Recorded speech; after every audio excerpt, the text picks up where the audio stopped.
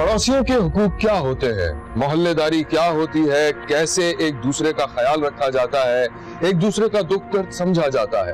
अगर किसी को इन बातों का इल्म भी ना हो तो हम उसको गैर मुहज्जिब, जाहिल, उजड़ और गंवार ही कहते हैं। शब्बीर ने आरिफ वाला में ऐसे ही 23 साला नौजवान को देखा है जो जिद, अना और जहालत की इंतहाओं पर था। फिर उसका पाला मोहल्ले ही के एक और नौजवान तालिब इल्म से हो गया जो अपने हक के लिए आवाज उठाना जानता था। कहानी अफसोसनाक है, लेकिन शब्बीर का कहना है कि यह किस्सा सुनाना और दिखाना जरूरी है।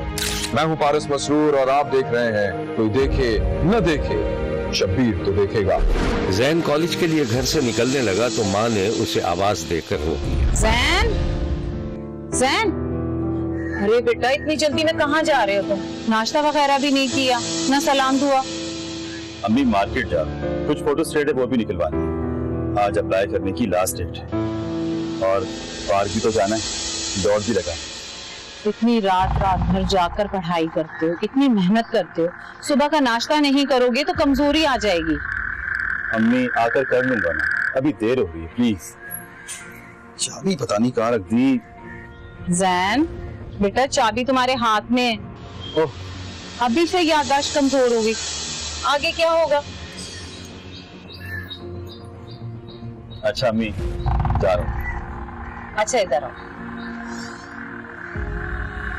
ध्यान से जाओ, ख्याल रखो। दरवाजे रखो। अल्लाह हाफिज। अल्लाह हाफिज।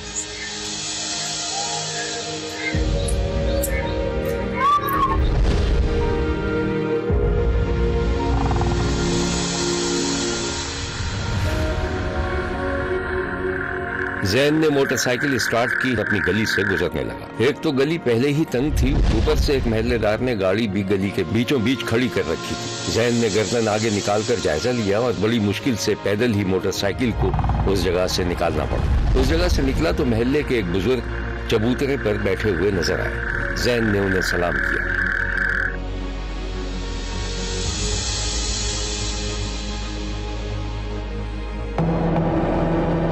अस्सलाम वालेकुम चाचा। वालेकुम अस्सलाम। क्या गाड़ी खराब हो गई है?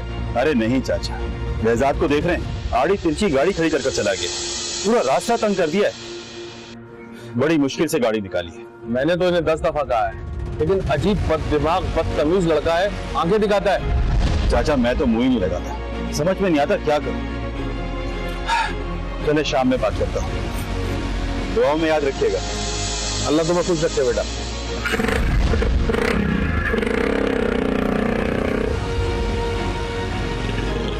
इस दौरान दरवाजे से एक खातून का हाथ बरामद हुआ। तो लीजिए चाय। बहुत शुक्रिया। किससे बात कर रहे थे? जैन था। क्या कह रहा था? बेगम तुम्हें क्या बताऊं, अब ये मोहल्ला रहने के काबिल नहीं रहा। देखो अजीब दादागिरी है, गली के बीच में गाड़ी खड़ी करके चले गए।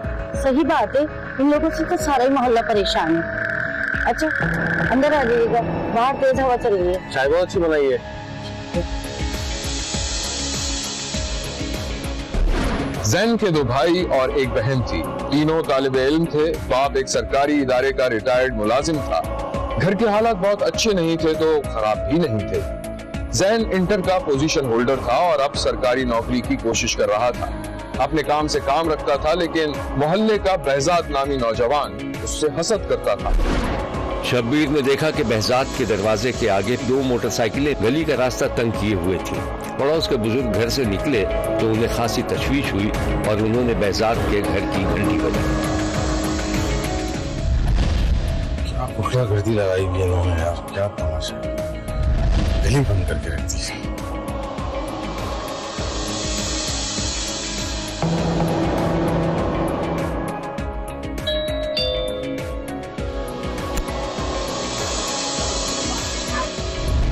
वालेकुम चाचा। हाँ खैरियत तो है? बेजाद, ये कौन सा तरीका है गाड़ियाँ खड़ी करने का? ये देखो, तुमने गली के अंदर क्या ये सिलसिला लगाया है? किसकी गाड़ियाँ हैं ये बेटा? डाल लेता हूँ चाचा। अरे चाचा वो दोस्त आए हैं ना। दोस्त आए हैं तो बेटा गाड़ी तो साइड में खड़ा करना चाहिए ना, लोगों को परेशानी ना हो, और मोहल्ले में रहने का तरीका सीखो। हाँ हाँ चाचा, मैं कर देता हूँ चाचा। आपको पता है सुबह जैन गिरते गिरते बचा है, उसको चोट लग जाती। अरे चाचा अगर उसको ज्यादा मसला है और आप उसकी हिमायत ले रहे हो तो वो रास्ता चेंज करके चले जाए। बेटा मैं हिमायत नहीं ले रहा, मैं तुम्हें सही बात बता रहा हूँ, एक पड़ोसी होने के नाते। हटा लेता हूँ चाचा, हटा लेता हूँ, कर रहा हूँ ना चाचा, बोला तो है, हटा लेता हूँ। बेजाद मुंह ही मुंह में बड़बड़ाता हुआ मोटरसाइकिल एक तरफ करने लगा। ये सब कुछ वो झुंझला कर रहा था। बेजाद बेटा तुम मेरे बच्चों की उम्र के हो, मैं तुम्हें समझा रहा हूँ कि इस तरह मोहल्ले में नहीं रख दिया जाता। चाचा हटा तो रहा हूँ, जान छोड़ो मेरी, जाओ, हटा तो रहा हूँ अब गाड़ी।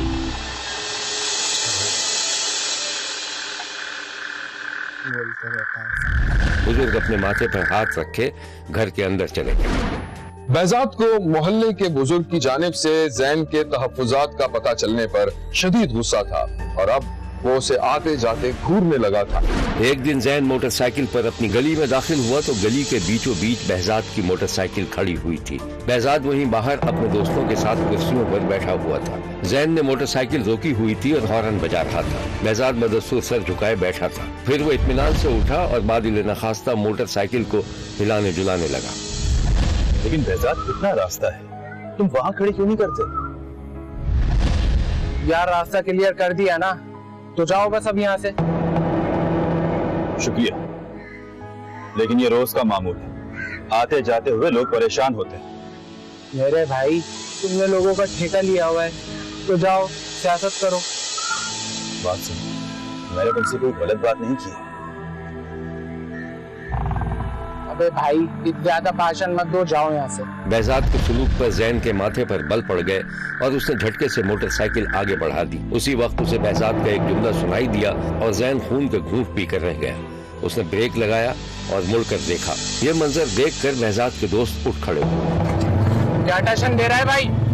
लड़ने का इरादा है तो आजा लड़ ले। मैं ना टशन दिखा रहा हूँ ना धमकी दे रहा हूँ। सीधी सी बात समझ नहीं आ रही तुम्हारे? मैं तुम्हें कहा ना, नहीं आ रही मुझे सीधी सी बात समझ में। जाओ यहाँ से। कोई ना कोई हल जरूर। अरे भाई जब भाई निकल कर आ जाए ना तो आ गई हो। जा भाई जान छोड़। जैन ने जब देखा कि बहजाद के दोस्त भी आस्तीन चढ़ा रहे थे तो जैन ने जब्त से काम लिया और आगे बढ़ गया। अरे यार छोड़ो उसे यार, वो सही तो कह रहा था। अबे तू चमचा है क्या उसका? पता नहीं क्या समझता है खुद को, तू नहीं जानता। बता इसको बहजाद। अबे छोड़ यार, देख लेंगे इसको। अच्छा सब बातें छोड़ो, वो चाय वाय कहाँ गई? चलो चाय। बहजाद सब गुस्से में था, वो भी कुछ आगे बढ़ गया। जैन के सामने अपना मुस्तकबिल था। वो सरकारी नौकरी हासिल करने के लिए सख्त मेहनत कर रहा था, लेकिन बहजाद की वजह से परेशान था क्योंकि आते जाते वो जैन को घूरता रहता था। शब्बीर ने देखा कि जैन एक पार्क में वॉक कर रहा था। उसके चेहरे से लग रहा था कि वो खासा परेशान है। वॉक के दौरान उसके जहन में बहजाद से होने वाली तलखी के मनाजिर घूम रहे थे। कितना रास्ता है, तुम वहां खड़ी क्यों नहीं करते? यार रास्ता क्लियर कर दिया ना, तो जाओ बस अब यहाँ से। आते जाते हुए लोग परेशान होते हैं। अबे भाई ज्यादा भाषण मत दो, जाओ यहाँ। क्या टशन दे रहा है भाई? लड़ने का इरादा है तो आजा लड़ ले। मैं ना टशन कर रहा हूँ ना धमकी दे रहा हूँ। सीधी सी बात समझ नहीं आ रही तुम्हारे? मैं तुम्हें कहा ना, नहीं आ रही मुझे सीधी सी बात समझ में। जाओ यहाँ से। कोई ना कोई हल जरूर। फिर उसने वॉक खत्म की, एक जगह बैठकर थोड़ा सा आराम किया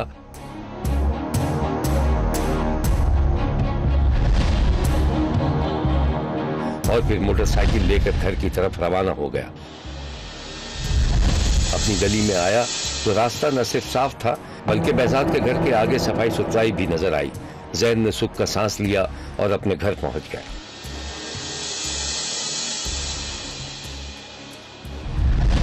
रूबा सब्जी काट दो।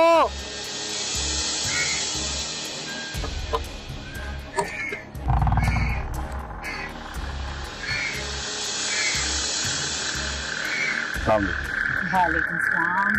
अम्मी आज तो मैं हैरान रह गया, बहजाद के घर पे इतनी सफाई सुथराई। जाहिर है उसकी बहन की शादी है और हमें भी बुलावा भेजा उसने। हैं? हमें भी? मतलब आप जा रही हैं? जाहिर है जाना तो होगा, मोहल्लेदारी है। ठीक है, मैं तो नहीं जाऊंगा। अच्छा नल में पानी आ रहा है? हाँ हाँ पानी आ रहा है। ठीक है, मैं जरा शावर ले लूं, फिर मिलता हूँ आपसे। चाय बनवाऊं तुम्हारे लिए? हाँ बना दीजिए, और आकर एक खबर भी सुनानी है आपको। जैन नहाने चला गया तो माँ ने किचन का रुख किया। तूबा, एक दिन जैन ने माँ को ऐसी खुशखबरी सुनाई कि वो फौरन अपने बेटे की शादी के ख्वाब देखने लगी।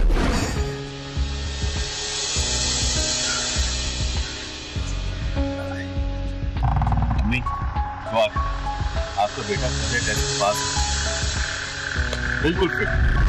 अल्लाह सलाम, माशाल्लाह माशाल्लाह से। बस तहरीरी इम्तिहान पास करना है, उसके बाद पहला सल्यूट आपको। ऐसे अल्लाह कामयाब करेगा तुझे। अच्छा, मेरी बात सुन, वो तेरी खाला कह रही थी कि जैन की शादी कब करोगी? वो क्यों पूछ रही? वो इसलिए कि उसकी लड़की है ना, और वैसे भी मैंने बातों बातों में ना उससे बात की, मुझे बहुत पसंद है उसकी लड़की। मैं चाहती हूँ उसकी शादी तेरे से हो जाए। अम्मी, पहले सल्यूट मारने के काबिल तो हो जाओ, फिर कर लीजिएगा बात। हो जाएगा ना। अच्छा हाँ, एक और बात, मिजाज से ना अब कोई लड़ाई झगड़ा मत करना, समझ आई मेरी बात? अम्मी बहुत ही बदतमीज और हड़ोराम रखता है, बस तू मैं नहीं भी, लेकिन घूरता रहता है। सच बता रहा हूँ, किसी से मेरा दिमाग घुमाना, उसके घर जाके उसे सबक सिखा कर आऊंगा। अरे छोड़ ना, रहने दे, बात को रफा दफा कर, तू दूसरे रास्ते से चला जाना। और वैसे भी शामियाने तंबू वगैरह बंधेंगे तो गली में तो पैदल चलने की जगह भी नहीं बची। सही कह रही हैं, उसकी बहन की शादी है, मजबूरी है। आप फिक्र नहीं करें, मैं दूसरे रास्ते से चलूंगा। चल सही। अच्छा, अगर तू कहते तो मैं तेरी खाला से बात पक्की करूं? अम्मी आप देखिए, चाबी कहाँ गई? देख देख अच्छी तरीके से, जेब में होगी। अरे हाँ, ये रही। ओके, मैं चलता हूँ। अल्लाह हाफ़िज़। अल्लाह हाफ़िज़। ख्याल रखना अपना। माँ ने बेटी की बात पक्की कर दी थी और घर में खुशियां मनाई जा रही थी। जैन बाहर से घर में दाखिल हुआ तो उसकी बहन ने उसे रोक लिया। भाई रुके रुके रुके, आप तो कह रहे थे कि खाला की बेटी से कौन करेगा शादी? क्या कह रही हो तुम? ये वैसे ही बात है। बात हो नहीं गई, बात पक्की हो गई है आपकी। अम्मी, हाँ, आगे तुम बेटा। ये क्या कह रही है? तुम्हारी खाला राजी हो गई है, मैं तो बहुत खुश हूँ। मैंने तो कह दिया तुम्हारी खाला से कि भाई मेरे बेटे की नौकरी लगेगी ना तो मैं तो 2 बोल पड़वा दूंगी जल्दी से। अम्मी, भाई सेहरा भी मान देंगे ना? नहीं नहीं, ऐसा कुछ नहीं होगा। कैसे नहीं होगा? मैं तो खूब नाचूंगी और गाऊंगी भी। अम्मी, इसकी करते हैं शादी, इसे गाने बजाने का बहुत शौक। इकलौती बहन है, ये खुशी नहीं मनाएगी तो फिर कौन मनाएगा? अच्छा ये बताओ, तुम रास्ता चेंज करके गए थे ना, वहां से तो नहीं गए थे? जी अम्मी, तंबू लगा हुआ था। आप नहीं गए? बस मैं भी जाने वाली हूँ, मैं वहीं जाके खाना वाना खाऊंगी। अच्छा ये बताओ कि तुम तो चल रहे हो ना, जल्दी से रेडी हो जाओ। अम्मी आप ही जाइए, बल्कि मैं तो कहता हूँ आप ही मत जाइए। बाबा को बताया? हमारे बाबा तो इतने खुश हैं कि मिठाई का डब्बा लेने गए हैं। भाई, मैं अच्छे कपड़े और एक महंगा वाला पर्स भी लूंगी, तो जेब ढीली कर लेना। फसल होगी नहीं और चक्के पहले आ। तो चक्के क्या मतलब? हमें देखे ना भाई क्या कह रहे हैं। अरे भाई है ना तुम्हारा, वैसे ही तुम्हें तंग कर रहा है। अच्छा जाओ, भाई के लिए खाना गर्म करो, जाओ शाबाश। जल्दी काम पे लग जाओ। बहन खुशी में झूमती झामती और शादी ब्याह के गीत गाती चली गई और जैन अपने कमरे की तरफ चला गया। बहजाद की बहन की शादी खत्म हो चुकी थी, मेहमान रुखसत हुए भी 1 दिन हो चुका था, लेकिन गली में तंबू बदस्तूर लगा हुआ था। गली ही में हड्डियां और कूड़ा करकट भी पड़ा हुआ था। जैन ने दूर ही से सूरत हाल का अंदाजा लगा लिया था। तब उसने मोटरसाइकिल दूसरी तरफ मोड़ ली। जब वो घूमकर गली के कोने पर पहुंचा तो बहजाद अपने 2 दोस्तों के साथ एक चबूतरे पर बैठा नजर आया। बेरात बहुत मुबारक हो। खैर मुबारक। खैरियत से शादी निमट गई? अल्हम्दुलिल्लाह। खैर तुम तो आए नहीं, वो ठीक हो ना? अरे नहीं यार, ऐसी बात नहीं। अच्छा बेजाद, एक बात कहूँ मैं तुमसे, बुरा नहीं मानना। 2 दिन हो गए यार, वो तंबू वहीं का वहीं रखा हुआ है, चावल और हड्डियां तक गिरी हुई है यार। भाई कुछ तो ख्याल कर ले मोहल्ले वालों का। अबे तू है कौन? हाँ है कौन? जब देखो नसीहतें करने आ जाता है। जहाँ नहीं हटा रहा तंबू, 3 दिन तक नहीं हटाऊंगा। जिसको बोलना है बोल दे। मैं अभी बल्दिया वालों को बुलाता हूँ। अगर तू असल बाप का है ना तो जा बुला उन बल्दिया वालों को, देखता हूँ मैं कैसे हटाएंगे। जबान संभाल के बात कर। क्या देख रहे हो तुम लोग, पकड़ो इसे। शब्बीर ने देखा कि बेजाद अपने दोस्तों के साथ जैन की तरफ बढ़ रहा था और फिर कुछ इस तरह का मंजर दिखाई दिया।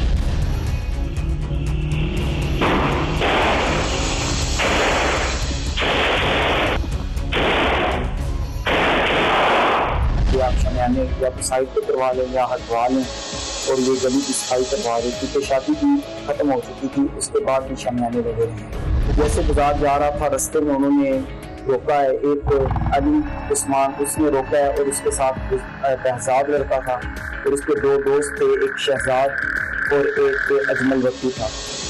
इन्होंने वहाँ पे उसको मौके पे रोका है और इसके साथ पहले तो उन्होंने बदकलामी की, वैसे बातें करके इसको तंग किया है। बाद में उन्होंने देखते ही इसे फायर शुरू किए और एक गोली इसके सीने के आर पार होती है, जिससे मेरा भाई मौके पे ही जान बहक हो गया। जब हमें इस कत्ल का पता लगा तो हमारे घर में कोई क़यामत टूट गई, जिसकी वजह से अभी तक मेरी वालदा बेहोश पड़ी है, मेरा वालिद बात नहीं कर पा रहा है, मेरे भाई बहन बिखरे पड़े हैं। हमारी हुकूमत पंजाब से और IG पंजाब से ये अपील है कि हमारे इन चारों कातिलों को कैसे किरदार तक पहुँचाया जाए। उस दिन बहजाद और उसके दोस्तों ने जैन को गोली मारकर कत्ल कर दिया था। ये खबर सुनते ही जैन की मां सदमे से बेहोश हो गई। पुलिस ने कातिलों को गिरफ्तार कर लिया था। नगर इलाका कत्ल की एक लफ्जा केस हुआ जिसमें गली में टेंट ना उतारने की नाज़े पे बच्चों के दरमियान मामूली तलफलाती हुई, जो शिद्दत अख्तियार कर गई और नतीजतन जैन नामी 21 साल नौजवान नाहक कत्ल हो गया। इस कत्ल में 2 मुलजमान नामजद FIR थे, 2 को बाद में सप्लीमेंट्री स्टेटमेंट में नामजद किया गया। चारों मुलजमान जो हैं वो गिरफ्तार हैं और चारों मुलजमान से वेपन ऑफ ऑफेंस हैं वो बरामद किए गए हैं और इनको चालान अदालत किया गया है, जो अदालत से इनको आगे करार वाकई सराहत दिलाई जाएगी। जहाँ तक इस हुकूमत का तल्लुक है, इसके अपना साबका दुश्मनी नहीं है इनकी, सिर्फ वक्ती तौर पर बच्चों की झगड़ा जो है वो दिल पकड़ गया और इसमें असल वजह जो है वो माशरे में अदम बर्दाश्त का बढ़ता हुआ रुझान जो है वो इस कत्ल का सबब। शब्बीर का कहना है कि तकदीर का लिखा टाला नहीं जा सकता। जैन की अपनी दुनिया थी, उसे किसी से कुछ लेना देना नहीं था, लेकिन तकदीर उसे खामखा एक उलझन में डाल गई और उसे कत्ल कर दिया गया। देखते रहिए, क्योंकि कोई देखे न देखे, शब्बीर तो देखेगा।